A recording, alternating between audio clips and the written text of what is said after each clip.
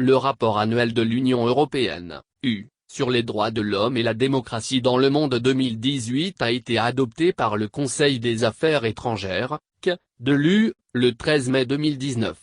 D'après le rapport, écrit le journal Libération, la situation générale des droits de l'homme au Sénégal reste satisfaisante, en particulier dans le contexte de l'évolution dans les pays voisins.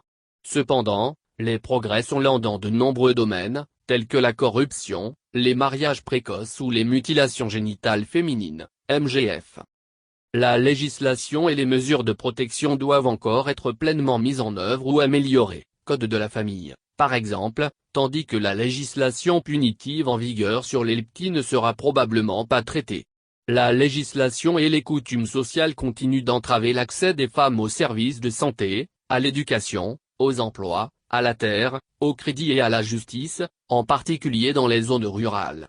La violence sexuelle à l'égard des femmes et les pratiques néfastes telles que les MGFC et les mariages précoces persistent, tandis que les mesures de protection continuent à être mal appliquées, indique le rapport. Le document d'ajouter, bien que le Sénégal ait ratifié les principales conventions sur les droits de l'enfant, la situation concernant les enfants des rues, dont beaucoup sont des élèves d'école coranique, talibés, reste alarmante.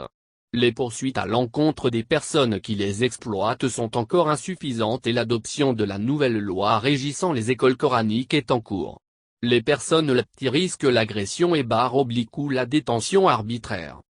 Selon toujours l'UE, la peine de mort est abolie depuis 2004, mais le deuxième protocole facultatif se rapportant au pacte international relatif aux droits civils et politiques n'a pas encore été approuvé. Des efforts ont été déployés pour améliorer les mauvaises conditions de détention dans les prisons sénégalaises, mais la surpopulation carcérale et les longues détentions préventives restent fréquentes. Selon le ministre de la Justice, les 37 prisons sénégalaises auraient toutes été réhabilitées en 2018. En ce qui concerne les élections, dans la période précédant l'examen présidentiel de février 2019, plusieurs aspects controversés du processus préparatoire ont entraîné une méfiance politique. Bien que l'espace pour la liberté d'expression et de réunion reste ouvert, les dispositions légales concernant la liberté d'expression incluent des définitions vagues et des pouvoirs étendus de l'exécutif, qui pourraient être utilisés de manière restrictive. La liberté de réunion est limitée par une décision administrative spécifique interdisant les manifestations dans le centre de Dakar, où se trouvent les principales institutions nationales.